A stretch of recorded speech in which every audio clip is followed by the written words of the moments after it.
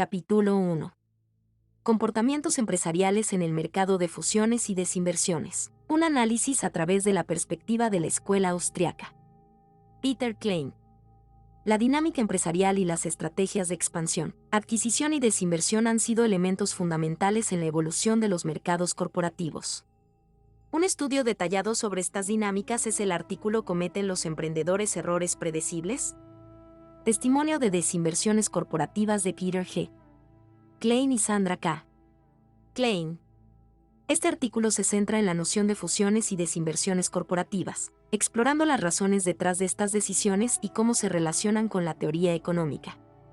Contexto del mercado empresarial. A finales de la década de 1990, el mercado de control de empresas experimentó una aceleración notable después de un periodo de calma en los primeros años de la década. El aumento de las fusiones y adquisiciones en diferentes sectores, como servicios financieros, energía, telecomunicaciones, farmacéutica y automotriz, marcó una tendencia en la reestructuración y consolidación empresarial.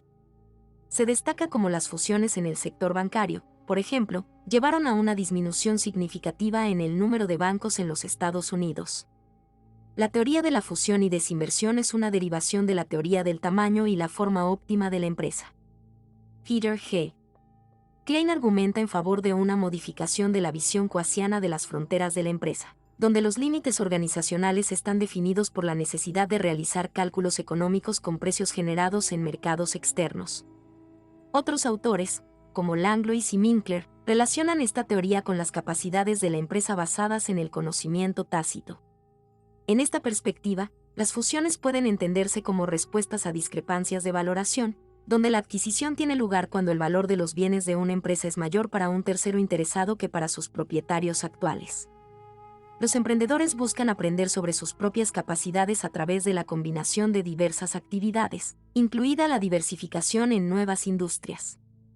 A través de este proceso, las empresas pueden realizar adquisiciones diversificadas incluso si saben que estas adquisiciones podrían revertirse mediante desinversiones. Este enfoque permite a los emprendedores adquirir información valiosa para revisar y mejorar sus planes empresariales, lo que potencialmente conduce a una estrategia exitosa de adquisiciones. ¿Cometen los emprendedores errores predecibles? Testimonio de desinversiones corporativas de Peter G. Klein y Sandra K. Klein explora la interacción entre las fusiones y desinversiones corporativas desde una perspectiva económica. Destaca cómo las decisiones empresariales de expansión y desinversión pueden ser interpretadas como respuestas a discrepancias de valoración y cómo los emprendedores pueden aprender y ajustar sus estrategias a través de estas dinámicas. El autor resalta la importancia del aprendizaje constante en la toma de decisiones empresariales en un entorno en constante cambio. Para explicar el particular modelo de fusiones y adquisiciones observado sobre las últimas décadas, las explicaciones sobre procesos de mercado deben referirse a cambios en lo legal, político, competitividad o ambientes regulatorios que afectan la habilidad de los emprendedores de anticipar futuras condiciones. ¿Por qué, por ejemplo, fue particularmente difícil para los emprendedores prever el éxito de las adquisiciones de los años 1960 y 1970? ¿Por qué los emprendedores sintieron una gran necesidad de experimentar con varias combinaciones de negocios durante esos años? Una posibilidad es que las organizaciones complejas con activos mercados internos de capital eran necesarias en los 1960 pero se convirtieron en menos importantes luego que los mercados de capital fueron desregulados en los 1970. La comunidad inversora en los 1960 hectáreas ha sido descrita como un pequeño y cerrado grupo donde la competencia era mínima y la influencia de los pares fuerte. Bernstein 1992. Como Vide, 1990, p. 76, dice, mercados internos de capital, bien pueden haber poseído un costado significativo porque los mercados externos no estaban altamente desarrollados. En esos días, el éxito en Wall Street dependía mucho más de las conexiones personales que de la destreza analítica. Durante ese periodo, los mercados financieros eran relativamente pobres fuentes de capital. En 1975, la SEC desreguló las casas de intermediación y removió su regla sobre comisiones fijas. El efecto de la desregulación, no sorprendentemente, fue incrementar la competencia entre los proveedores de servicios de inversión. Este proceso competitivo ha resultado en un incremento en la habilidad de nuestro mercado de capital externo de monitorear la actuación corporativa y asignar recursos. Como el costo de la financiación externa ha bajado, las empresas han tendido a confiar menos en el financiamiento interno y así el valor agregado de la asignación de mercados internos de capital ha caído. Consecuentemente, las empresas han adoptado estructuras más simples, más focalizadas que dependen más fuertemente de los mercados externos de capital y la tercerización, probablemente explicando alguna de las desinversiones observadas en las últimas 2 décadas. ¿Son predecibles las desinversiones? Evidencia de un estudio de seguimiento. Esta sección resume nuestra propia investigación, Klein y Klein 2001, sobre los motivos de desinversión. Si las adquisiciones son muchas veces síntomas de gerencias constructoras de imperios, las características anteriores a la fusión asociadas con altos niveles de discrecionalidad gerencial podrían ser sistemáticamente relacionadas con la falla y posterior reversión de estas adquisiciones. Desde el punto de vista del proceso del mercado, por contraste, la actuación en el largo plazo debería ser correlacionada solo con las características existentes antes de la fusión asociadas con experimentación, escenarios rápidamente cambiantes o industrias de conocimiento intensivo. Nuestra investigación empírica encuentra poco apoyo para la teoría de la construcción de imperio y mucho más fuerte apoyo para el punto de vista del proceso de mercado. Específicamente, encontramos que la mayoría de las características típicamente asociadas con la construcción de imperios son pobres indicadores de la duración de la fusión. La evidencia también sugiere que el mundo empresarial es un terreno de cambios constantes y dinámicas complejas. El análisis detallado de estas dinámicas es fundamental para comprender cómo las empresas crecen, se adaptan y evolucionan. El artículo explorando las dinámicas empresariales, fusión, adquisición y desinversión según Peter G. Klein y Sandra K. Klein aborda de manera profunda el fenómeno de las fusiones, adquisiciones y desinversiones, considerando elementos clave como la anticipación de las condiciones futuras, el impacto de los mercados de capital y la relación entre la construcción de imperios y la actuación a largo plazo. Transformaciones en el mercado empresarial. La dinámica de las fusiones y adquisiciones experimentó cambios significativos a lo largo del tiempo. Se argumenta que estas transformaciones están relacionadas con factores legales, políticos, de competitividad y regulaciones que afectan la habilidad de los emprendedores para prever las futuras condiciones del mercado. El artículo se plantea preguntas intrigantes, como por qué fue difícil prever el éxito de las adquisiciones en las décadas de 1960 y 1970, y por qué hubo una tendencia a experimentar con diversas combinaciones de negocios en esos años. Importancia de los mercados internos de capital. El análisis se adentra en la importancia de los mercados internos de capital en la década de 1960. Se describe cómo este entorno cerrado y limitado promovía conexiones personales sobre análisis económicos, y cómo las restricciones en los mercados financieros limitaban el acceso a la financiación externa. Sin embargo, en 1975, la desregulación de las casas de intermediación cambió drásticamente este panorama, aumentando la competencia entre proveedores de servicios de inversión y mejorando la capacidad del mercado de capital externo para monitorear el rendimiento corporativo y asignar recursos. Desinversiones y construcción de imperios. Sobre el tema de las desinversiones como una respuesta a la construcción de imperios.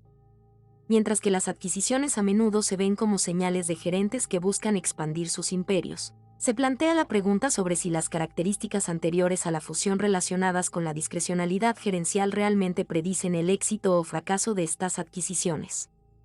En este sentido, se argumenta que las desinversiones pueden estar más relacionadas con el proceso de mercado que con la construcción de imperios. Resultados empíricos y perspectiva del proceso de mercado. La investigación empírica realizada por Klein en 2001 respalda la idea de que las características previas a la fusión asociadas con la construcción de imperios no son indicadores confiables de la duración de la fusión. En cambio, se encuentra un fuerte respaldo a la perspectiva del proceso de mercado. Esto implica que las adquisiciones y desinversiones son más relacionadas con la experimentación, la adaptación a escenarios cambiantes y las industrias intensivas en conocimiento. Klein arroja luz sobre las complejas dinámicas de las fusiones, adquisiciones y desinversiones empresariales. Plantea preguntas fundamentales sobre cómo los cambios en los mercados de capital, la anticipación de condiciones futuras y la relación entre la construcción de imperios y la actuación a largo plazo influyen en las decisiones empresariales. Los resultados empíricos refuerzan la idea de que las desinversiones están más relacionadas con el proceso de mercado que con la construcción de imperios, lo que nos lleva a una comprensión más profunda de las dinámicas que moldean el mundo empresarial. La idea principal de este texto es que la literatura sobre emprendimiento ha estado históricamente enfocada en startups y empresas pequeñas, lo cual limita la comprensión completa del papel del emprendimiento en la economía. Los autores señalan que aunque la creación de nuevas empresas es una parte esencial del emprendimiento, esta perspectiva es demasiado estrecha. Los autores proponen una visión más amplia del emprendimiento, definiéndolo como una función económica que implica la toma de decisiones bajo condiciones de incertidumbre basadas en el juicio. Subrayan que el emprendimiento no se limita a la formación de nuevas empresas, sino que también abarca la creación de nuevas cosas y la identificación de oportunidades de beneficio en diferentes contextos. En resumen, el texto argumenta que la comprensión del emprendimiento debe trascender el enfoque tradicional en startups y abarcar su función más amplia en la economía. Una de las características de la literatura actual sobre emprendimiento es lo que en el libro denomináis sesgo startup, el casi exclusivo foco de los investigadores en la formación de nuevas empresas y en empresas pequeñas o de alto crecimiento. ¿Por qué encontráis esta perspectiva equivocada? Klein, establecer nuevas compañías es una manifestación importante de la acción empresarial. Pero concebir el emprendimiento exclusivamente en términos de startups es demasiado estrecho. En el libro distinguimos entre los conceptos ocupacionales y estructurales del emprendimiento de los conceptos funcionales. Un enfoque ocupacional define al emprendedor como autoempleo, así el ser empresario es una ocupación, como ser doctor, profesor, abogado, gestor o conductor de taxi. Los enfoques estructurales lo tratan como un tipo particular de estructura empresarial, por ejemplo, empresas de recién creación, pequeñas o de alto crecimiento. No tenemos ninguna objeción al estudio detallado del autoempleo y las empresas startup.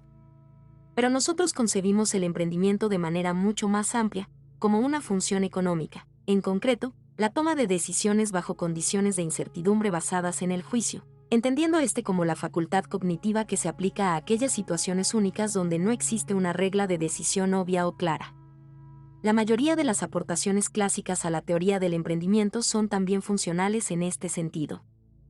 Joseph Schumpeter definió la función de emprender como la creación de nuevas cosas, no solo empresas. Israel Kirzner la describió como el descubrimiento de oportunidades de beneficio previamente desconocidas, y Frank Knight, a quien seguimos, se centró en la empresa como la asunción de incertidumbre.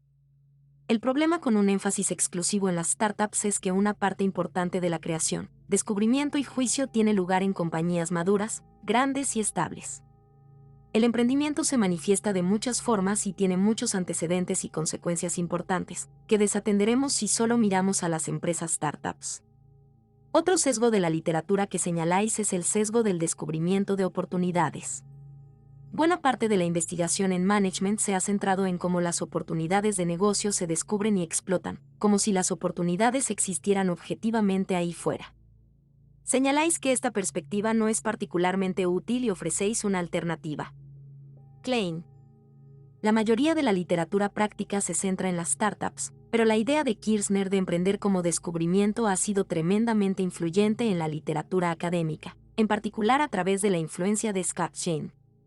Nosotros apreciamos el reto de Kirzner a la noción de la economía neoclásica de que todo el comportamiento humano puede expresarse como comportamiento racional y maximizador, pero creemos que la metáfora del descubrimiento es engañosa. Desde nuestro punto de vista, el enfoque del descubrimiento de oportunidades convierte al empresario en un jugador pasivo, que analiza el panorama en busca de oportunidades que ya existen pero que por alguna razón no han sido percibidas todavía. Algunos académicos se han retractado de este constructo sosteniendo que una parte de estas oportunidades deberían considerarse como creadas, no tanto descubiertas. Nosotros también pensamos que los empresarios son creativos, pero lo que crean no son oportunidades en abstracto, sino cosas concretas como compañías, productos, planes de negocio, etc. En otras palabras, la unidad de análisis no debería ser la oportunidad una metáfora que solo tiene sentido ex post, después de que los beneficios y barra diagonal o pérdidas se han materializado, sino las acciones que los empresarios toman, ex ante, para establecer y operar negocios con la esperanza de conseguir beneficios en el futuro. Capítulo 2. Análisis de efectos visibles e invisibles de las políticas económicas por Henry Hazlitt. El artículo Efectos visibles e invisibles de las políticas económicas de Henry Hazlitt destaca la importancia de considerar tanto los efectos inmediatos como los efectos a largo plazo de las políticas económicas. Hazlitt argumenta que muchas políticas se juzgan únicamente por sus resultados visibles a corto plazo, ignorando las consecuencias menos evidentes y a menudo más significativas que pueden surgir en el futuro. La falacia de enfoque en los efectos visibles. Hazlitt critica la tendencia de enfocarse en los resultados visibles y tangibles de las políticas económicas sin considerar sus implicaciones a largo plazo. Él describe esto como la falacia de enfoque en los efectos visibles, donde las personas solo ven las consecuencias directas e inmediatas, pero no prestan atención a las ramificaciones más sutiles y no tan obvias que podrían surgir a medida que las políticas se desarrollan con el tiempo. Los efectos invisibles. El autor sostiene que los efectos invisibles a menudo tienen un impacto más profundo y duradero en la economía y en la sociedad en general. Estos efectos pueden incluir cambios en la distribución de recursos, incentivos alterados y respuestas no anticipadas de los individuos y las empresas. Hazlitt argumenta que una comprensión completa de las políticas económicas requiere considerar cómo afectarán tanto los resultados inmediatos como las consecuencias a largo plazo. El análisis económico más allá de lo obvio. A través de ejemplos concretos, Hazlitt ilustra cómo las políticas económicas pueden tener efectos secundarios que a menudo se pasan por alto. Por ejemplo, cuando el gobierno decide construir un puente, los efectos visibles son los empleos creados para los trabajadores de la construcción y la infraestructura en sí. Sin embargo, los efectos invisibles incluyen los recursos que se desvían de otros proyectos, el potencial aumento de impuestos y la posibilidad de que las decisiones de inversión privada se vean alteradas debido a la redistribución de recursos. La importancia de una perspectiva holística. Hazlitt subraya que una evaluación completa de las políticas económicas debe considerar tanto los efectos inmediatos como los efectos a largo plazo. Hacerlo permite tomar decisiones más informadas y evitar caer en la trampa de juzgar las políticas únicamente por sus resultados visibles en el corto plazo. También destaca la necesidad de mirar más allá de las soluciones aparentemente simples y considerar los efectos colaterales que podrían tener un impacto más amplio. Efectos visibles e invisibles de las políticas económicas. Subraya la importancia de considerar las consecuencias a largo plazo de las políticas económicas en lugar de centrarse exclusivamente en los resultados visibles y tangibles a corto plazo. Hazlitt ofrece una advertencia contra la falacia de enfocarse únicamente en los efectos inmediatos y aboga por un análisis más completo y profundo de las implicaciones económicas. En última instancia, su mensaje insta a los formuladores de políticas y a los ciudadanos a adoptar una perspectiva más holística para tomar decisiones económicas más informadas y sostenibles. En cuanto al texto, Lecciones de aspectos esenciales de la economía por el mismo Henry Hazlitt es una obra fundamental que presenta de manera accesible los conceptos clave de la economía.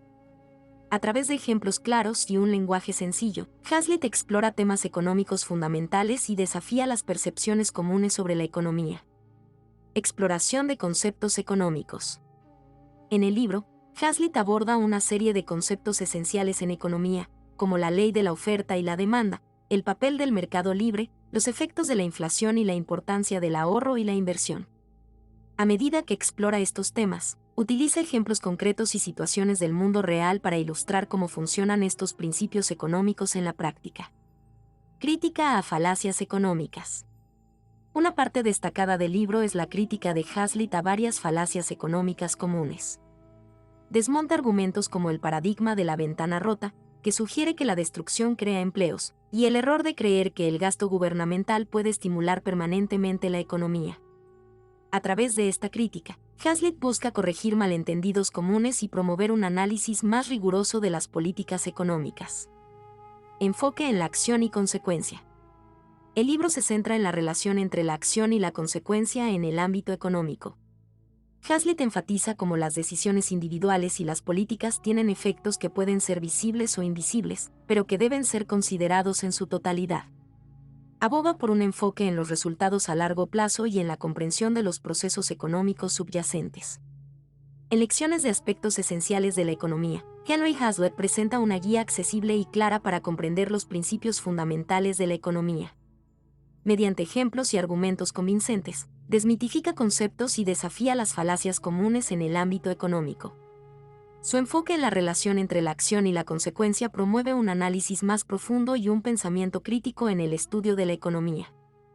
Por otro lado, otra aportación del mismo autor, en su análisis de la ley de oferta y demanda, Henry Hazlitt planteó uno de los conceptos económicos fundamentales abordados en su obra Economía en una lección. Esta ley es un pilar esencial en la teoría económica que explora cómo los precios y las cantidades de los bienes se determinan en un mercado competitivo. La ley de oferta y demanda establece que en un mercado competitivo, el precio y la cantidad de un bien se ajustarán hasta que la cantidad demandada sea igual a la cantidad ofrecida. En otras palabras, es la interacción entre los deseos y necesidades de los consumidores se le llama demanda y la cantidad de bienes disponibles, oferta, lo que determina el precio y la cantidad de un producto en el mercado. Hazlitt explica que el punto en el que la cantidad demandada y la cantidad ofrecida son iguales se conoce como equilibrio del mercado.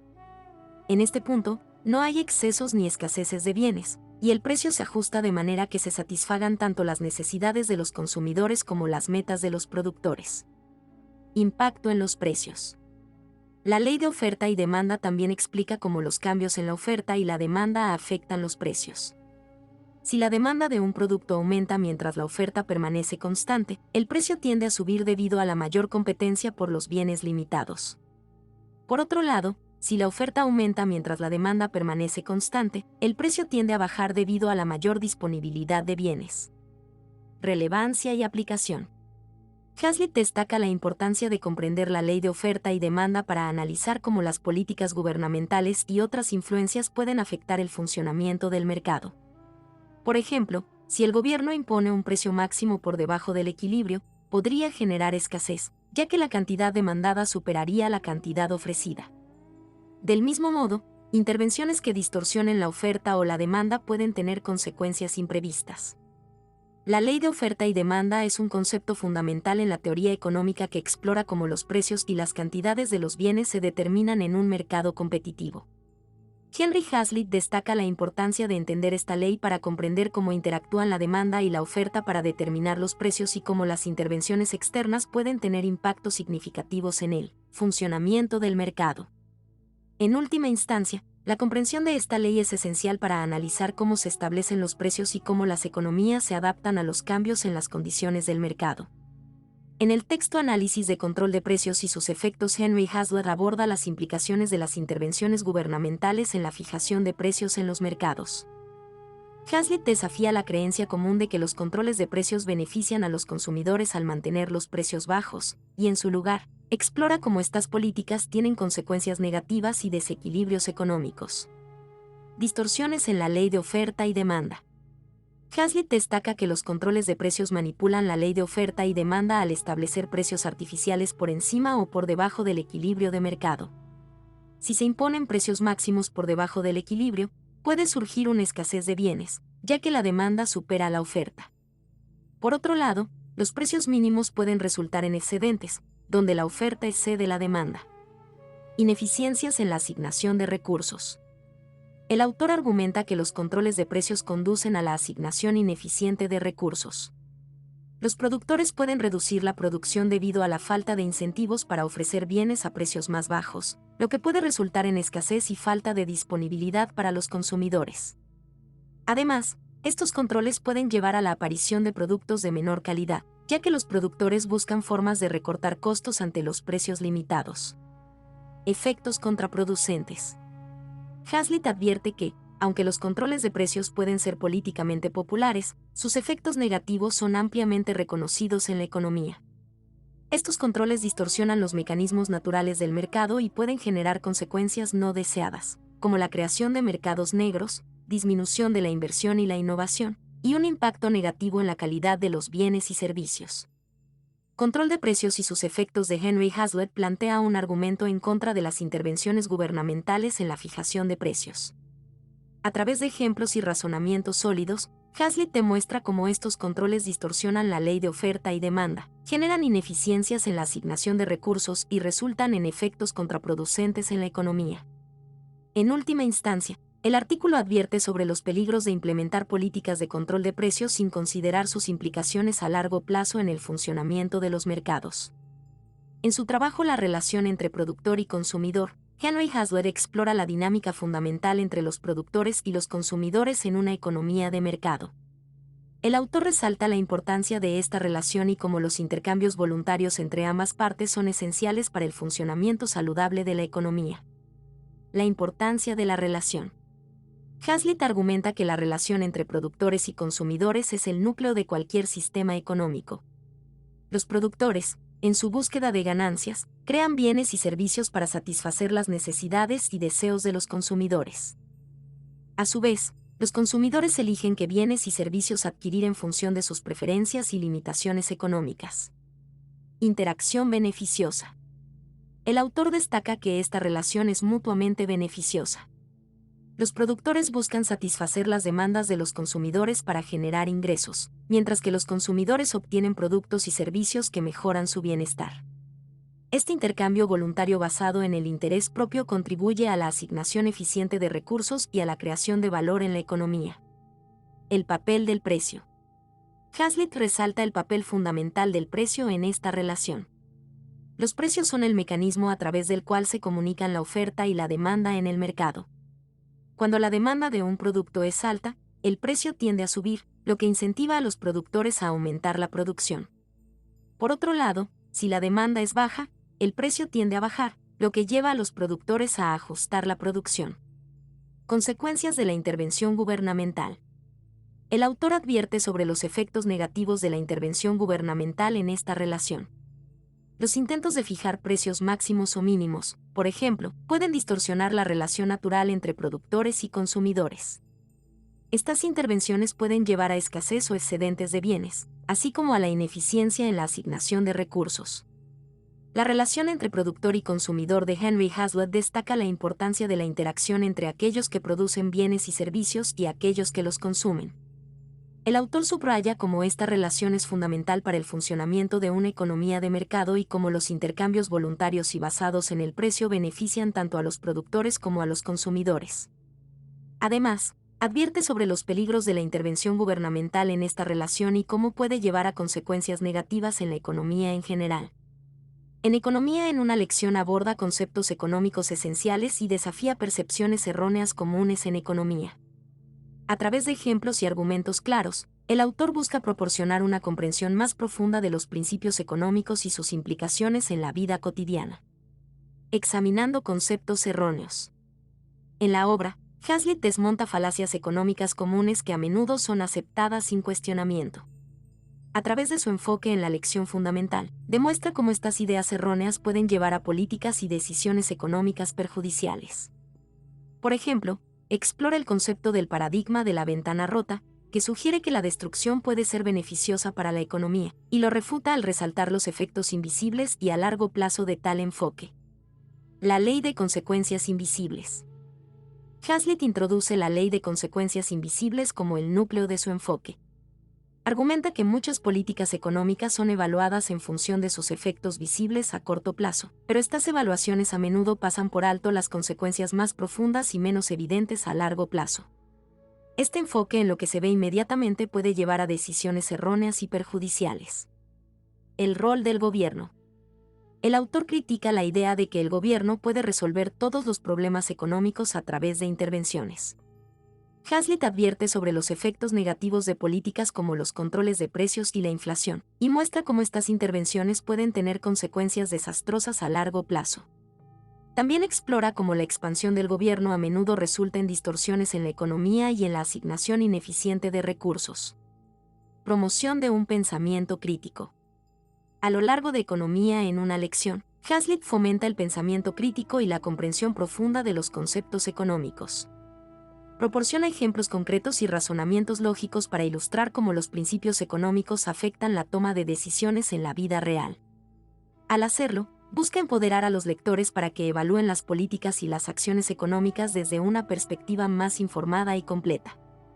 Economía en una lección de Henry Hazlitt es un texto fundamental que desafía ideas erróneas en economía y promueve una comprensión más profunda de los principios económicos. A través de ejemplos claros y argumentos sólidos, el autor ilustra cómo las políticas económicas deben evaluarse en función de sus consecuencias visibles e invisibles a largo plazo. Hazlitt busca empoderar a los lectores con las herramientas necesarias para analizar críticamente las decisiones económicas y reconocer los impactos a largo plazo de las acciones a corto plazo. Cap. 3 Análisis de la competencia y la actividad empresarial por Israel M. Kirchner. En este texto el autor, y también partícipe de la escuela austriaca, explora la relación entre la competencia y la función empresarial en el contexto de la economía. Kirchner argumenta que la actividad empresarial es esencial para descubrir oportunidades y coordinar recursos en un mercado competitivo. La visión de la competencia.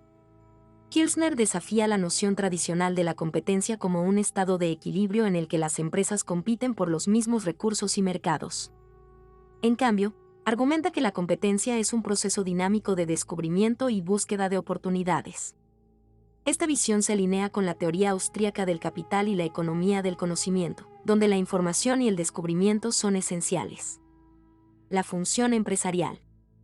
El autor introduce el concepto de la función empresarial como el proceso de descubrimiento y explotación de oportunidades de beneficio en el mercado. Kirchner sostiene que la actividad empresarial no se limita a ajustar los factores de producción en función de los precios existentes, sino que se centra en identificar oportunidades que aún no han sido aprovechadas. Importancia del error y la ignorancia. Una idea central en el trabajo de Kirchner es la importancia del error y la ignorancia en la actividad empresarial. Argumenta que el proceso empresarial implica reconocer y corregir errores de asignación de recursos, y que la competencia no se trata solo de imitar a los demás, sino de encontrar oportunidades únicas que otros no han visto. Descentralización y coordinación. Kirchner destaca cómo la actividad empresarial, al descubrir oportunidades y coordinar recursos de manera descentralizada, contribuye a la eficiencia del mercado y a la asignación óptima de recursos. La competencia, en este sentido, es un proceso de descubrimiento continuo que impulsa la innovación y el crecimiento económico. Reevalúa la noción tradicional de la competencia y la función empresarial en la economía. El autor destaca cómo la competencia es un proceso dinámico de descubrimiento de oportunidades y cómo la actividad empresarial desempeña un papel fundamental en coordinar recursos y promover el crecimiento económico. Kirchner ofrece una perspectiva fresca y enriquecedora sobre cómo la competencia y la función empresarial impulsan el funcionamiento de los mercados y la innovación en la economía. Por otra parte, en el análisis Alerta Empresarial de Israel M. Kirchner maneja es un concepto introducido por el mismo autor, en el contexto de su teoría de la función empresarial y la economía austríaca. En este concepto, Kirchner resalta la importancia de la percepción y el descubrimiento de oportunidades en la toma de decisiones empresariales y cómo esto juega un papel central en el funcionamiento del mercado.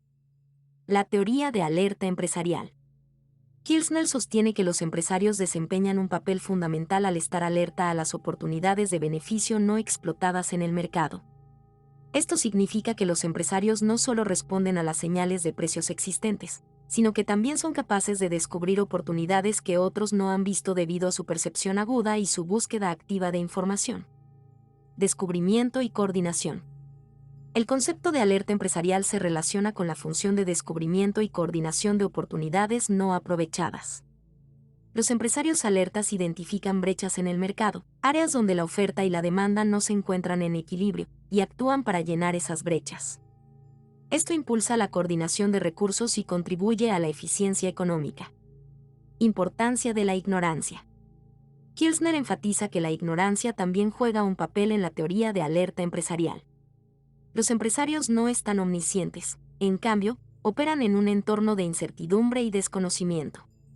Sin embargo, su capacidad para descubrir oportunidades a partir de la información disponible les permite tener éxito en el mercado. El proceso de alerta.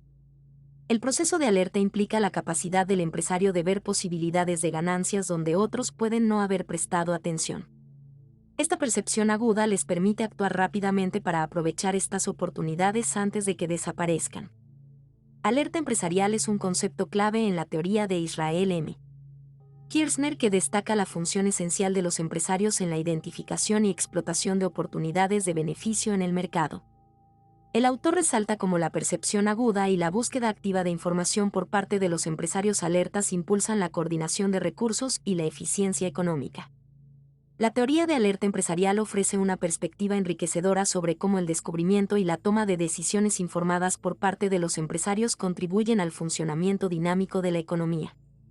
Sin embargo, ese no fue la única aportación del autor, también analizaremos su teoría del emprendimiento y proceso del mercado, que es un trabajo fundamental de Israel M. Kirzner que explora la relación entre la teoría del emprendimiento y el funcionamiento del mercado. Kirzner se enfoca en la función del emprendedor como descubridor de oportunidades y cómo este proceso de descubrimiento afecta la coordinación de recursos y la asignación eficiente en la economía. El papel del emprendedor. Kirzner introduce la idea de que el emprendedor es un descubridor de oportunidades. A diferencia de la perspectiva tradicional que considera al emprendedor como un tomador de riesgos, Kirzner enfatiza su papel en el proceso de descubrimiento. Los empresarios están alerta a las oportunidades no explotadas en el mercado y actúan para llenar esas brechas. El proceso de descubrimiento. El autor argumenta que el proceso del mercado está impulsado por el descubrimiento constante de oportunidades. Los empresarios alertas identifican desequilibrios entre la oferta y la demanda, así como áreas donde el valor no está siendo capturado. Esta función de descubrimiento impulsa la competencia y la innovación, generando un proceso dinámico en el mercado. La importancia de la ignorancia. Kirzner destaca la importancia de la ignorancia en la teoría del emprendimiento. Los empresarios no tienen acceso a toda la información y operan en un entorno de incertidumbre. Sin embargo, su capacidad para descubrir oportunidades basadas en la información disponible es fundamental para el funcionamiento del mercado. Coordinación de recursos. El autor explora cómo la actividad emprendedora contribuye a la coordinación de recursos en el mercado. Los empresarios alertas aseguran que los recursos se asignen eficientemente a través de su búsqueda de oportunidades y su capacidad para llenar las brechas existentes. La teoría del emprendimiento y proceso del mercado de Israel M. Kirzner ofrece una perspectiva única sobre el papel del emprendedor y su relación con el funcionamiento del mercado. El enfoque en el descubrimiento de oportunidades y la función de alerta empresarial proporciona una visión dinámica del proceso del mercado y cómo los empresarios contribuyen a la coordinación de recursos y a la eficiencia económica. Kirzner resalta cómo el emprendimiento y el descubrimiento son motores clave del crecimiento y la innovación en la economía, lo que enriquece nuestra comprensión de la interacción entre los empresarios y el proceso del mercado. Por otra parte, propone un texto muy relevante, por el mismo autor. Identificación y explotación de oportunidades de arbitraje, que es un concepto central en la teoría del emprendimiento de Israel M. Kirzner. En este contexto, Kirzner explora cómo los empresarios pueden detectar y aprovechar oportunidades de arbitraje en el mercado, lo que contribuye a la eficiencia en la asignación de recursos. Oportunidades de arbitraje. Kirzner sostiene que las oportunidades de arbitraje surgen debido a desequilibrios temporales o errores en la asignación de recursos en el mercado. Los precios de mercado pueden no reflejar completamente la información disponible, y los empresarios alertas son capaces de identificar estas discrepancias y aprovecharlas para obtener ganancias. Función empresarial y descubrimiento. La función empresarial, según Kirzner, implica el descubrimiento de oportunidades de beneficio que otros no han visto. En el contexto de las oportunidades de arbitraje, los empresarios alertas están atentos a las diferencias en precios y condiciones que pueden ser explotadas para obtener ganancias. Esta función de descubrimiento impulsa la competencia y la corrección de desequilibrios en el mercado. Coordinación y eficiencia. La identificación y explotación de oportunidades de arbitraje contribuyen a la coordinación eficiente de recursos en el mercado. Los empresarios que participan en el arbitraje ayudan a equilibrar los precios y las condiciones, lo que a su vez reduce las diferencias y las ineficiencias. Esto mejora la asignación de recursos y la eficiencia económica en general. Ignorancia y aprendizaje. Aunque los empresarios son capaces de identificar oportunidades de arbitraje, Kirzner también destaca que operan en un entorno de incertidumbre e ignorancia. No tienen acceso a toda la información y deben basar sus decisiones en la información disponible. Sin embargo, su habilidad para detectar desequilibrios y aprovechar oportunidades sigue siendo esencial. Identificación y explotación de oportunidades de arbitraje de Israel M. Kirzner es un concepto clave en su teoría del emprendimiento. El autor resalta cómo los empresarios alertas son capaces de identificar desequilibrios en el mercado y aprovechar oportunidades de beneficio a través del arbitraje. Esta función de descubrimiento contribuye a la coordinación eficiente de recursos y a la mejora de la eficiencia económica.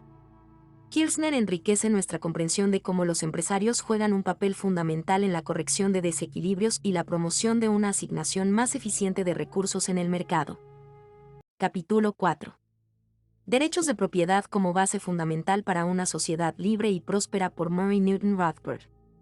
En su trabajo Derechos de propiedad como base fundamental para una sociedad libre y próspera, Murray Newton Rothbard explora la importancia de los derechos de propiedad en la construcción de una sociedad libre y próspera.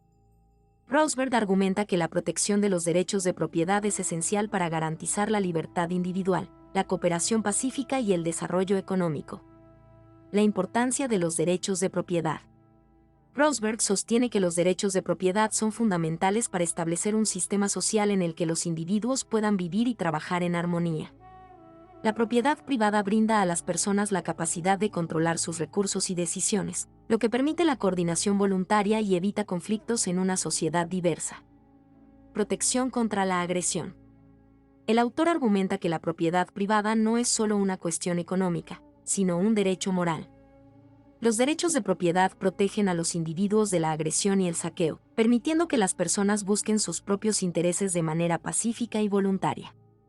Esto también promueve la responsabilidad individual y la rendición de cuentas. Cooperación y desarrollo económico. Rothbard explora cómo la propiedad privada fomenta la cooperación y el intercambio en el mercado.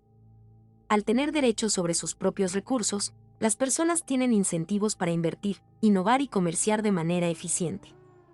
Esto conduce al desarrollo económico y a una mayor prosperidad para toda la sociedad.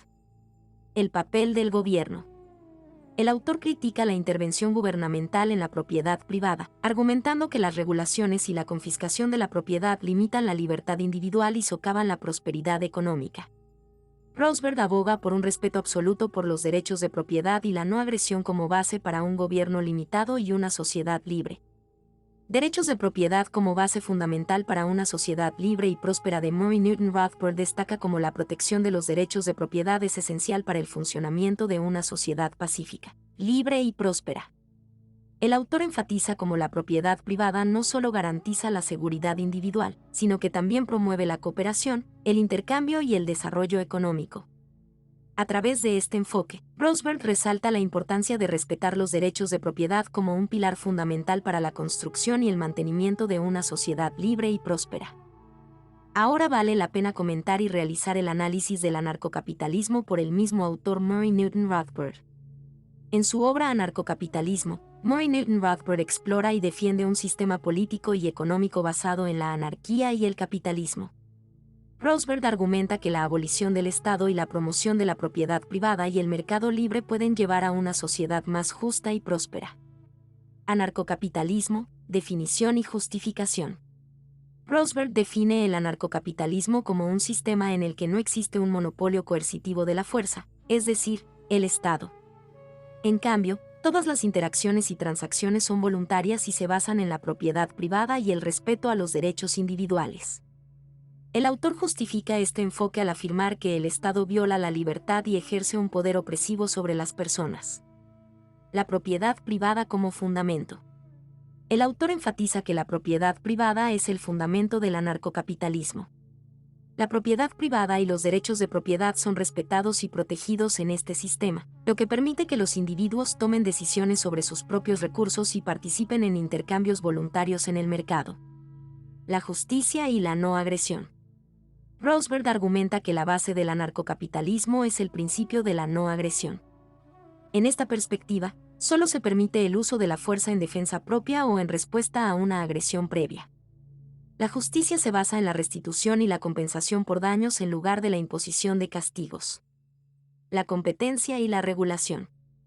El autor aboga por la competencia como regulador natural en el anarcocapitalismo.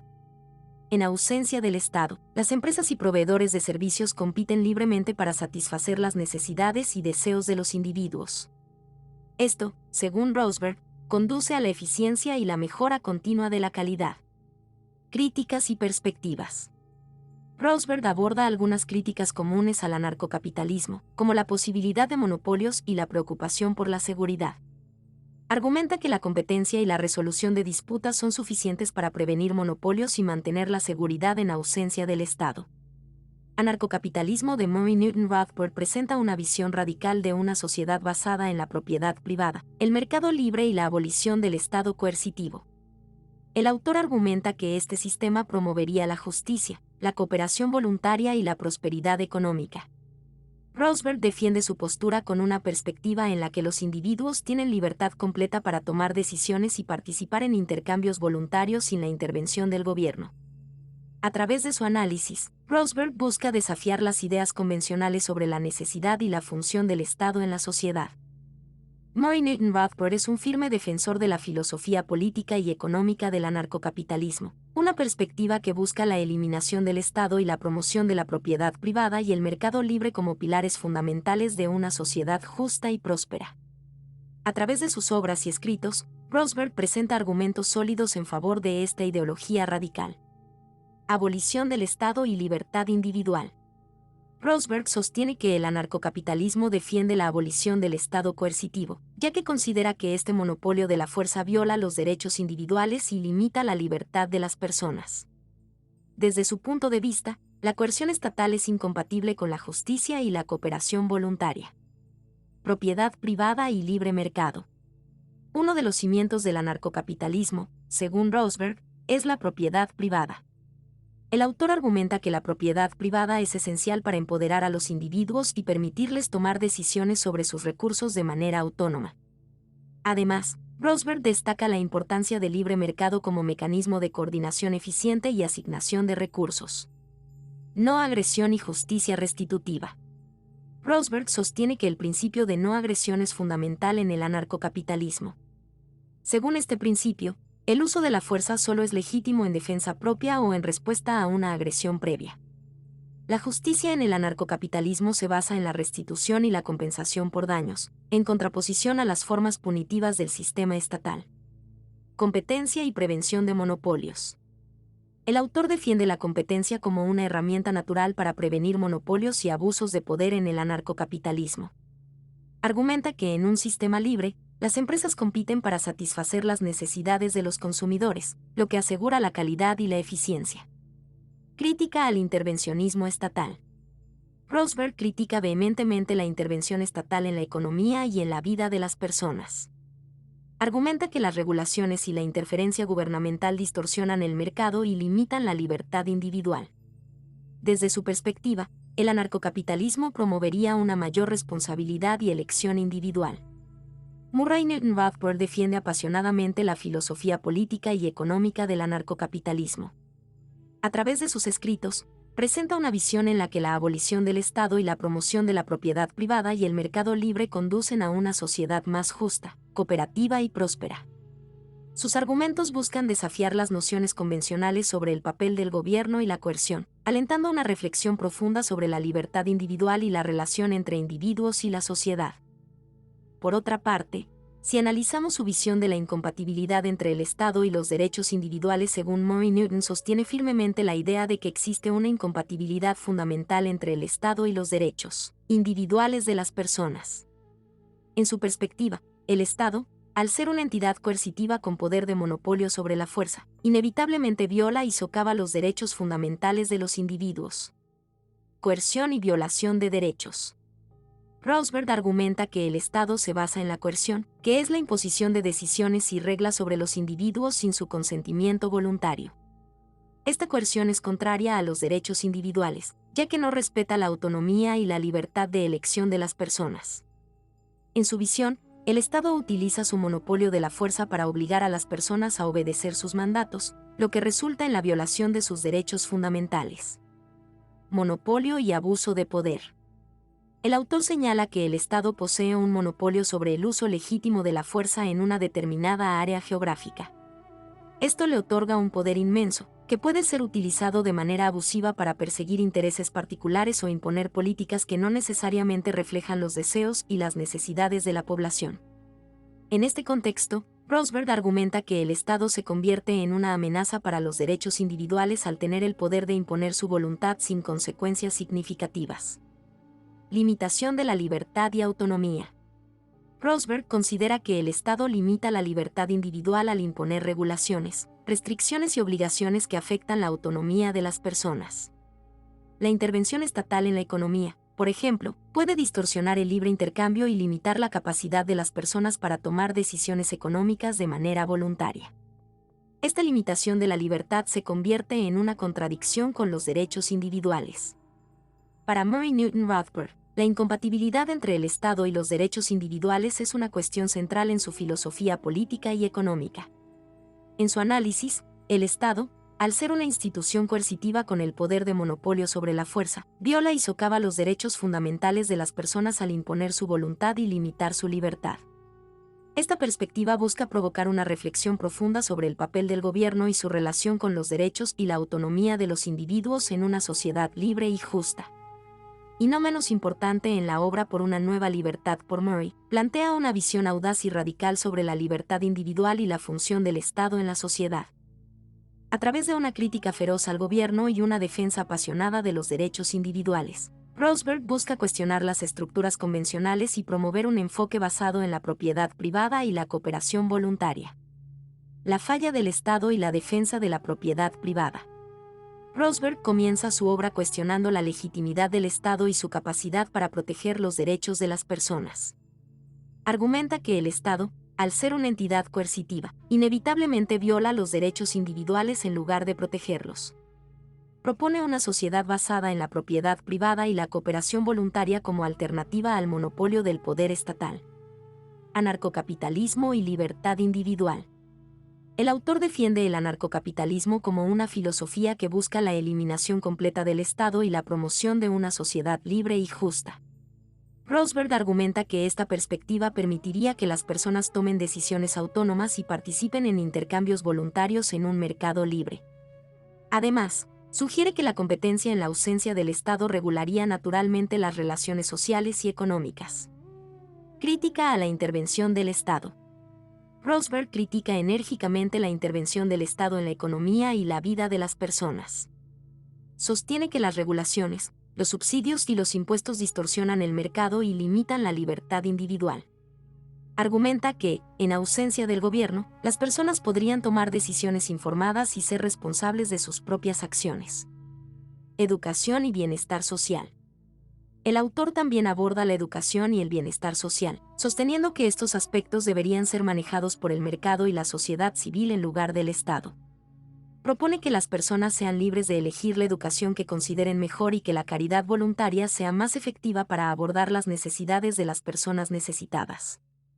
En Por una nueva libertad, Murray Newton Rothbard presenta una visión radical y desafiante sobre la sociedad y la libertad individual. A través de sus argumentos en contra del Estado y en favor de la propiedad privada y la cooperación voluntaria, Rosberg busca promover una sociedad más justa, libre y próspera. Su obra invita a una reconsideración profunda de las estructuras políticas y económicas tradicionales en busca de un sistema que priorice la autonomía y los derechos individuales.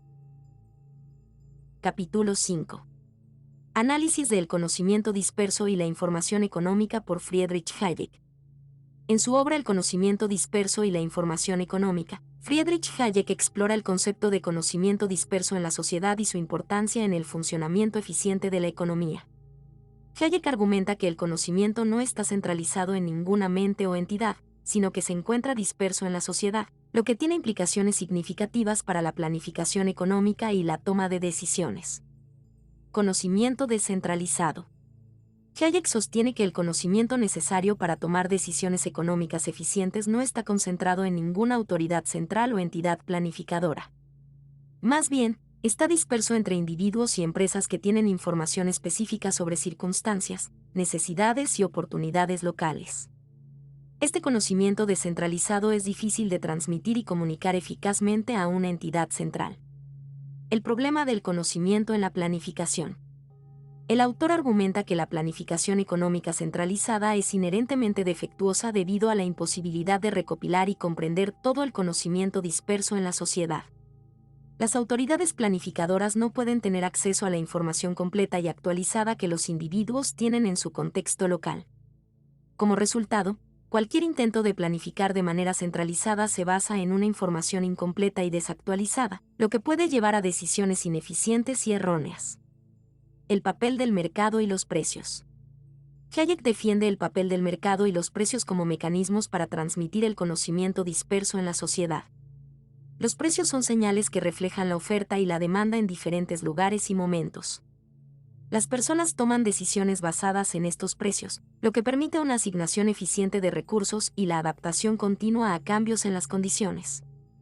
Crítica a la planificación central. El autor critica las políticas de planificación central que intentan controlar y dirigir la economía basándose en un conocimiento limitado. Argumenta que este enfoque ignora la información vital contenida en las acciones y decisiones individuales. Además, señala que los intentos de planificación central suelen llevar a la burocracia, la rigidez y la falta de adaptabilidad. El conocimiento disperso y la información económica de Friedrich Hayek resalta la importancia del conocimiento descentralizado en la toma de decisiones económicas. El autor defiende que el mercado y los precios son los mecanismos más efectivos para transmitir esta información y guiar la asignación de recursos. Su análisis subraya las limitaciones de la planificación centralizada y aboga por un enfoque más adaptable y descentralizado en la toma de decisiones económicas. Ahora pasaremos al análisis del uso del conocimiento en la sociedad también por Friedrich Hayek. En su influyente ensayo, Hayek explora cómo el conocimiento disperso y fragmentado en la sociedad se utiliza de manera efectiva para tomar decisiones económicas y resolver problemas. Hayek argumenta que el conocimiento no es monolítico ni centralizado, sino que está distribuido entre individuos y se utiliza en la toma de decisiones a través de la coordinación en el mercado. El problema del conocimiento. Hayek comienza señalando que el conocimiento necesario para tomar decisiones eficientes no está concentrado en una sola mente o entidad, sino que se encuentra disperso entre innumerables individuos y contextos. Argumenta que ningún planificador central puede acceder a este conocimiento completo y actualizado, lo que hace que la planificación centralizada sea inherentemente defectuosa. Conocimiento tácito y contextual. El autor destaca la existencia del conocimiento tácito, que es difícil de articular y transmitir. Este conocimiento radica en las experiencias individuales y se basa en información contextual específica. En contraposición al conocimiento explícito, que se puede expresar en términos precisos, el conocimiento tácito es difícil de cuantificar y comunicar. La coordinación del mercado. Hayek defiende que el mercado es un mecanismo esencial para coordinar el uso del conocimiento disperso. Los precios y las señales de mercado actúan como indicadores de la escasez y la demanda, lo que permite a los individuos tomar decisiones basadas en su conocimiento local y en respuesta a las condiciones cambiantes. Argumenta que esta coordinación descentralizada es más efectiva que cualquier intento de planificación centralizada. Importancia de la competencia. El autor enfatiza que la competencia es crucial para la eficiente utilización del conocimiento en la sociedad. La competencia permite que las ideas compitan entre sí, lo que lleva a una mejora constante y a la adopción de las soluciones más efectivas. Además, la competencia permite a las personas descubrir y adaptarse a nuevas circunstancias y desafíos. El uso del conocimiento en la sociedad de Friedrich Hayek resalta la importancia de reconocer y utilizar el conocimiento disperso en la toma de decisiones económicas y sociales. El autor argumenta que la coordinación descentralizada en el mercado, impulsada por las señales de precios y la competencia, es más efectiva que la planificación centralizada en la utilización de este conocimiento. El ensayo invita a repensar la manera en que abordamos los problemas y las decisiones en la sociedad, destacando la importancia de la adaptabilidad y la flexibilidad en un mundo de conocimiento disperso y en constante evolución. Capítulo 6. Exploración de la teoría del ciclo económico por Ludwig von Mises. En su obra La teoría del ciclo económico, Ludwig von Mises presenta una explicación detallada de cómo las distorsiones en el mercado de dinero y crédito pueden dar lugar a ciclos económicos de auge y colapso. Mises argumenta que las políticas de expansión crediticia del Banco Central, junto con la inversión excesiva en proyectos insostenibles, son los principales impulsores de estos ciclos económicos. El rol del crédito y la inversión. Mises sostiene que el ciclo económico surge de la expansión artificial del crédito por parte de las autoridades monetarias, lo que lleva a tasas de interés más bajas de lo que sería el equilibrio natural. Esta baja en las tasas de interés incentiva la inversión en proyectos de largo plazo, como la construcción y la inversión en bienes de capital. Sin embargo, estos proyectos a menudo resultan insostenibles en ausencia de un ahorro real suficiente. La fase de auge y el colapso. La expansión crediticia da lugar a una fase de auge económico, en la que la inversión y la producción aumentan aparentemente. Sin embargo, este auge es insostenible y se basa en un incremento temporal de la oferta de dinero y crédito. Eventualmente, la falta de ahorro real y la insostenibilidad de las inversiones conducen a la fase de colapso, en la que se producen quiebras y una corrección severa del mercado. Críticas a las políticas de intervención. Maísis critica las políticas de intervención gubernamental, particularmente las relacionadas con el crédito y la inversión. Argumenta que los intentos de los bancos centrales y los gobiernos para manipular las tasas de interés y fomentar el crecimiento económico a corto plazo a menudo desencadenan ciclos de auge y colapso, generando inestabilidad económica y desequilibrios. Importancia del ajuste natural. El autor defiende la importancia de permitir que el mercado y las tasas de interés se ajusten de manera natural según las condiciones de oferta y demanda. Argumenta que los intentos de manipulación artificial solo prolongan y exacerban los ciclos económicos, en lugar de resolverlos. Maísis aboga por una economía libre de interferencias gubernamentales que permita la coordinación genuina entre la inversión y el ahorro. En este texto el autor nos proporciona una explicación detallada de cómo las políticas monetarias expansivas y la inversión insostenible pueden dar lugar a ciclos económicos de auge y colapso. Su análisis enfatiza la importancia del ahorro real, el mercado libre y la evitación de intervenciones gubernamentales en la estabilidad económica. Maísis aboga por una comprensión profunda de los mecanismos que impulsan estos ciclos para evitar sus efectos perjudiciales y promover un crecimiento económico sostenible. Otra gran aportación del autor es su texto La acción humana. En su obra magistral La acción humana, Ludwig von Mises presenta una exhaustiva exposición de la teoría económica desde una perspectiva praxeológica. Mises explora la naturaleza de la acción humana, sus fundamentos y sus implicaciones en la economía, la sociedad y la política. El libro es un análisis profundo y sistemático de la economía desde una perspectiva austriaca. Praxeología y acción humana. Mises desarrolla su enfoque praxeológico, que considera a la acción humana como el fundamento de toda ciencia económica. Argumenta que la acción humana es un proceso consciente orientado hacia objetivos y motivado por la búsqueda de satisfacción. La praxeología, según Mises, es la ciencia de la acción y se basa en axiomas irrefutables, como la elección, la preferencia y el tiempo. La economía como ciencia de la acción. El autor sostiene que la economía es una rama de la praxeología que se enfoca en las implicaciones de la acción humana en el ámbito económico. Examina conceptos como el valor, el intercambio, el precio y el mercado desde la perspectiva de cómo las personas toman decisiones para maximizar su satisfacción en un mundo de recursos limitados. La importancia de la propiedad privada. Mises defiende la propiedad privada como un pilar fundamental de la acción humana y la economía. Argumenta que la propiedad privada es esencial para la asignación eficiente de recursos y la cooperación social. La propiedad privada permite que las personas tomen decisiones informadas sobre el uso de los recursos y facilita el cálculo económico. Crítica al socialismo y la intervención estatal. Mises critica vigorosamente el socialismo y la intervención estatal en la economía. Argumenta que la eliminación de la propiedad privada y la centralización de la planificación conducen inevitablemente a la ineficiencia y la escasez. Además, señala que el cálculo económico bajo el socialismo es imposible debido a la falta de precios de mercado genuinos. Realiza una crítica contundente al socialismo y a la intervención estatal en la economía. Argumenta que estas políticas conducen a consecuencias negativas, como la ineficiencia, la escasez y la imposibilidad de realizar cálculos económicos precisos. Su análisis destaca las fallas inherentes de estos enfoques y subraya la importancia de la propiedad privada y el mercado libre. Crítica al socialismo. Mises argumenta que el socialismo, al eliminar la propiedad privada y la competencia en la producción y distribución de bienes, socava la eficiencia económica. La planificación centralizada de la economía por parte del Estado no puede coordinar eficazmente los recursos debido a la falta de información dispersa y actualizada que solo los precios de mercado pueden proporcionar. Además, la ausencia de incentivos para la innovación y la mejora constante limita la adaptabilidad de la economía socialista. Escasez y cálculo económico.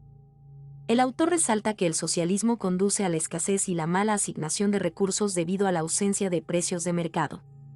Sin precios que reflejen la relación entre la oferta y la demanda, no es posible calcular de manera eficiente la relación entre los costos y los beneficios de diferentes actividades económicas. La falta de cálculos económicos precisos dificulta la toma de decisiones informadas y la asignación óptima de recursos. Importancia de los precios de mercado. Maízes destaca la relevancia crucial de los precios de mercado como indicadores de escasez y preferencias. Los precios reflejan la valoración subjetiva de los consumidores y los costos de producción. En una economía de mercado, estos precios guían las decisiones de los productores y consumidores, permitiendo una asignación eficiente de recursos. En el socialismo, la ausencia de precios de mercado impide que las decisiones económicas sean informadas y adaptativas. Innovación y libertad. El autor señala que el socialismo también restringe la libertad individual y la capacidad de emprendimiento. Sin la propiedad privada, no hay incentivos adecuados para que las personas busquen oportunidades de innovación y mejora. La iniciativa individual y la competencia, que impulsan la innovación en una economía de mercado, se ven obstaculizadas en un sistema socialista donde el Estado controla los medios de producción. La crítica de Ludwig von Mises al socialismo y la intervención estatal en la economía resalta las consecuencias perjudiciales de estos enfoques. La eliminación de la propiedad privada y la centralización de la planificación conducen a la ineficiencia, la escasez y la falta de cálculos económicos precisos.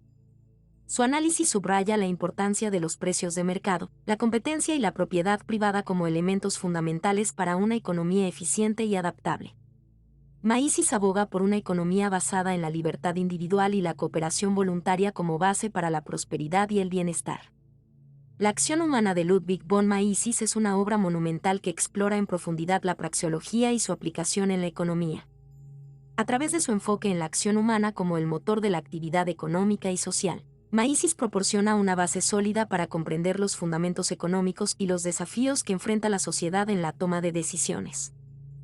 La obra destaca la importancia de la propiedad privada, la cooperación voluntaria y el mercado libre como elementos esenciales para el funcionamiento eficiente de la economía y la promoción de la prosperidad humana. Otro gran texto que fundamentó su pensamiento fue el de Exploración de la valoración subjetiva de los bienes por Ludwig von Mises.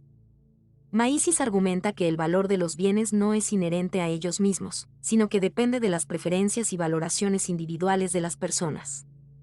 Este enfoque pionero influye en la comprensión de cómo se asignan los recursos en una economía y cómo los individuos toman decisiones. Valor subjetivo, una perspectiva nueva.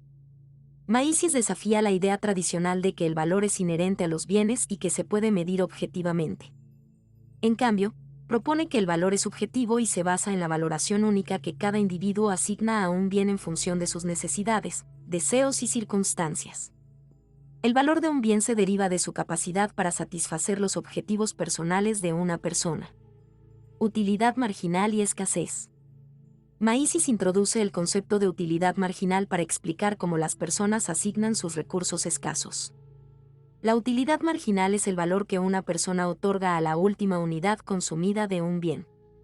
A medida que una persona consume más unidades de un bien, la utilidad marginal tiende a disminuir, lo que refleja la ley de la utilidad marginal decreciente. Esto influye en la toma de decisiones sobre cómo asignar los recursos limitados entre diferentes usos. El papel de los precios de mercado. Mises destaca que los precios de mercado son indicadores cruciales de la valoración subjetiva de los bienes.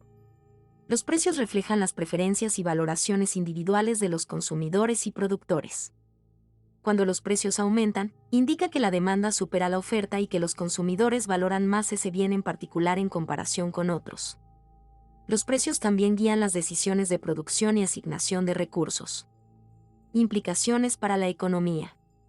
La valoración subjetiva de los bienes tiene profundas implicaciones para la teoría económica. Mises argumenta que la información dispersa y fragmentada sobre las valoraciones individuales se refleja en los precios de mercado. La coordinación eficiente de los recursos y la asignación se logra a través de la acción libre y voluntaria en el mercado, donde los precios transmiten información valiosa sobre las preferencias y la escasez. La teoría de la valoración subjetiva de los bienes propuesta por Ludwig von Mises revoluciona la comprensión del valor en la economía. Maísis argumenta que el valor no es objetivo ni inherente a los bienes, sino que es subjetivo y depende de las preferencias individuales. Esta idea es fundamental para entender cómo las personas toman decisiones, cómo se asignan los recursos y cómo funcionan los precios de mercado. La valoración subjetiva de los bienes se ha convertido en un pilar de la teoría económica austríaca y ha influido en la forma en que se abordan los desafíos económicos y de asignación de recursos. Como podemos ver, este autor realiza una crítica profunda y muy atinada al socialismo y destaca la importancia del sistema de precios y el mercado libre para el cálculo económico eficiente. Su argumento se basa en la premisa de que la planificación centralizada del socialismo carece de la información necesaria para tomar decisiones óptimas en la asignación de recursos. Maísis defiende que solo a través del sistema de precios y la competencia se puede lograr una asignación eficiente de recursos. Crítica al socialismo y la falta de cálculo económico. Maísis sostiene que el socialismo, al eliminar la propiedad privada y el sistema de precios de mercado, elimina el mecanismo esencial para el cálculo económico. Afirma que la falta de precios de mercado genuinos en una economía planificada centralmente impide a los planificadores conocer el valor real de los bienes y las preferencias de los consumidores. Sin esta información, los planificadores no pueden tomar decisiones informadas sobre cómo asignar los recursos de manera eficiente. Aquí les dejamos una cita del autor. El socialismo es el renunciamiento al cálculo económico y, por tanto, a la posibilidad de una economía racional. En este sentido, en una sociedad socialista es imposible economizar, y por tanto, no es posible una economía. Ludwig von Mises en la acción humana. Sistema de precios y coordinación.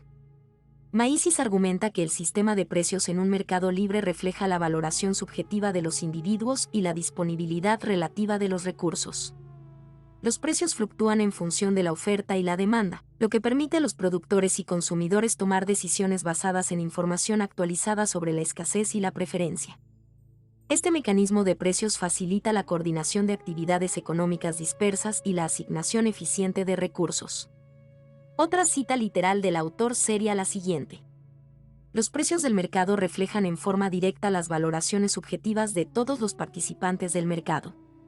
Solo donde existe el sistema de precios, basado en la propiedad privada, y, por tanto, en el hecho de que los individuos son propietarios exclusivos de todos los medios de producción, es posible el cálculo económico. Ludwig von Mises establece que el sistema de precios y el mercado libre son esenciales para el cálculo económico y la asignación eficiente de recursos. La crítica al socialismo se basa en su comprensión de que la eliminación de la propiedad privada y la planificación centralizada conlleva una falta de información precisa sobre las preferencias y la escasez.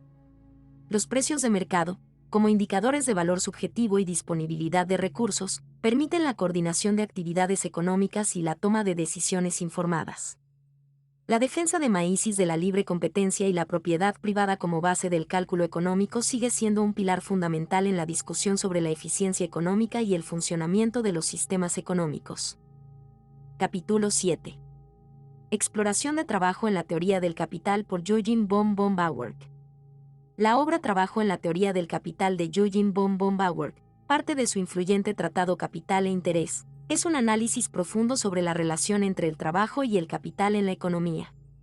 Von Bauer critica las teorías clásicas y marxistas sobre el valor y el trabajo, y desarrolla su propia teoría de la explotación, la cual se convirtió en un componente central de la teoría austríaca del valor. Crítica a la teoría del valor-trabajo. Von Bauer cuestiona la teoría del valor-trabajo propuesta por economistas clásicos como David Ricardo y Karl Marx.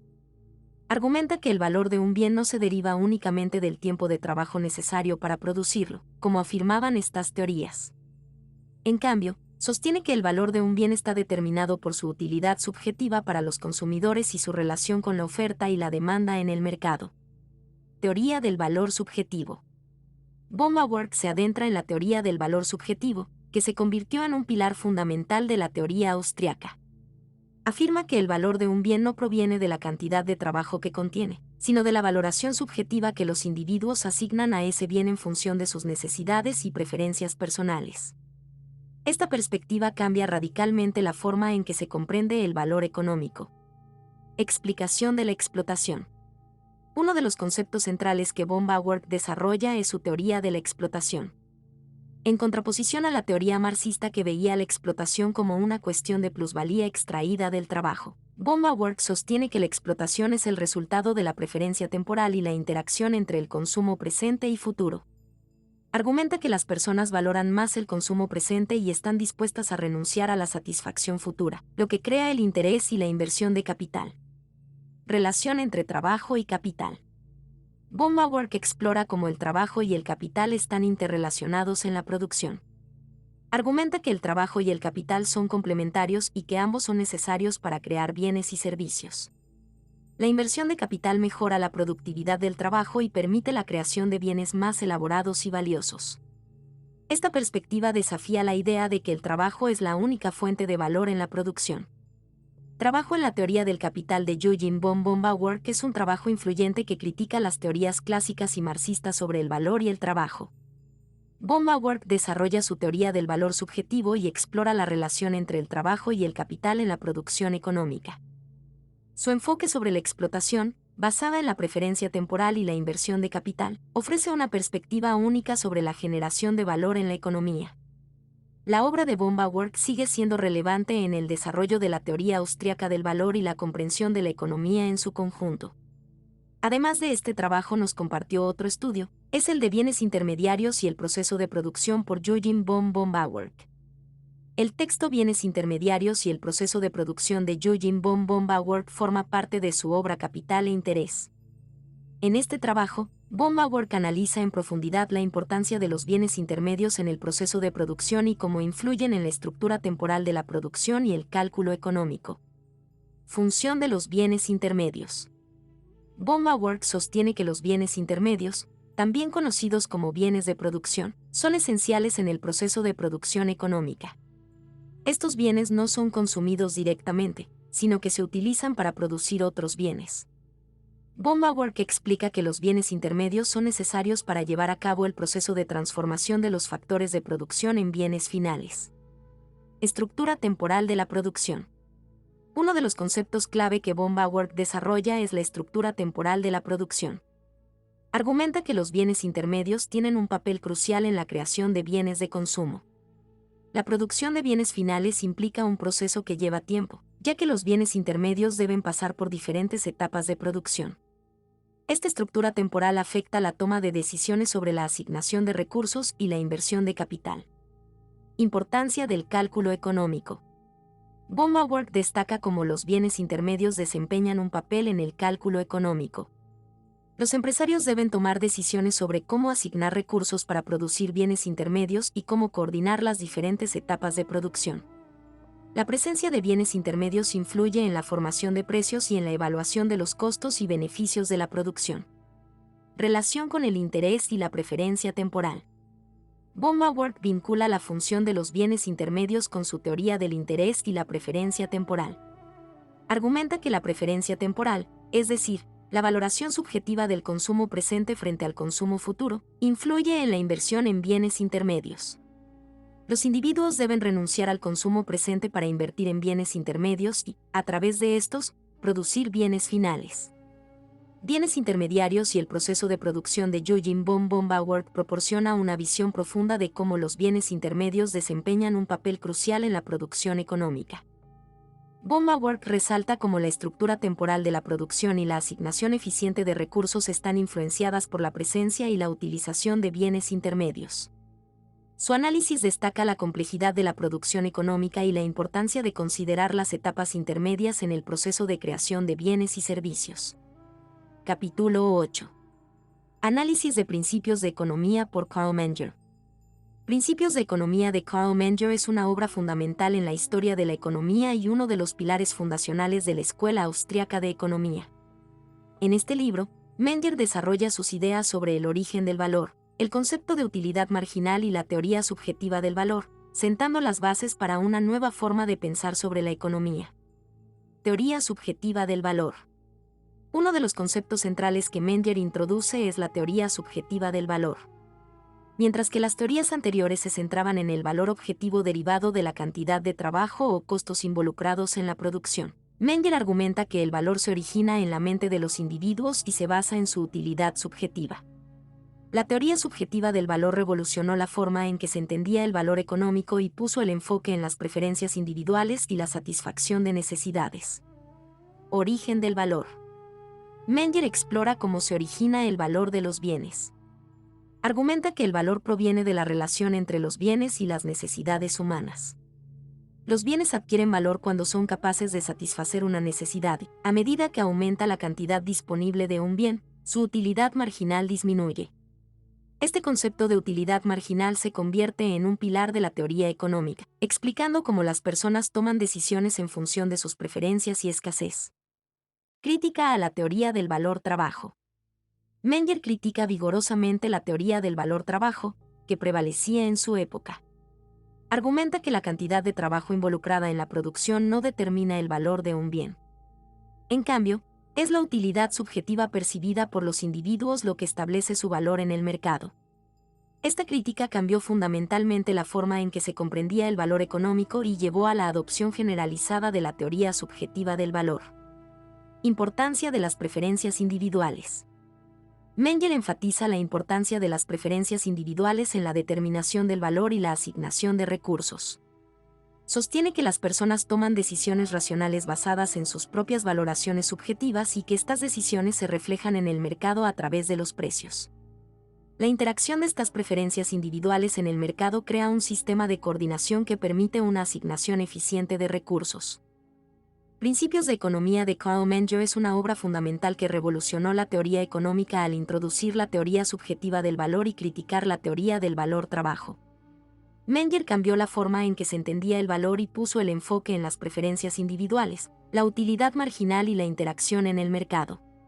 Su trabajo sentó las bases para la Escuela Austriaca de Economía y sigue siendo relevante en la comprensión de cómo se forman los precios, cómo se toman decisiones y cómo se asignan los recursos en una economía basada en la libre interacción de individuos. En cuanto a la teoría subjetiva del valor por Carl Menger, es un ensayo que marca un hito en la evolución del pensamiento económico al introducir y explicar de manera sistemática la teoría subjetiva del valor. Publicado en su obra Principios de Economía, este ensayo revolucionó la comprensión del valor y la teoría económica en general. Fundamentos de la teoría subjetiva del valor. Menger parte de la premisa fundamental de que el valor de un bien no es intrínseco ni determinado por la cantidad de trabajo involucrado en su producción, sino que se origina en la mente de los individuos. Argumenta que el valor de un bien se basa en su utilidad subjetiva para satisfacer las necesidades y deseos de las personas. Esto marca un cambio radical en la forma en que se entendía el valor económico en ese momento. Utilidad marginal y decisión racional. Menger introduce el concepto de utilidad marginal para explicar cómo las personas toman decisiones racionales en la asignación de recursos. La utilidad marginal se refiere al valor adicional que una unidad adicional de un bien aporta a un individuo.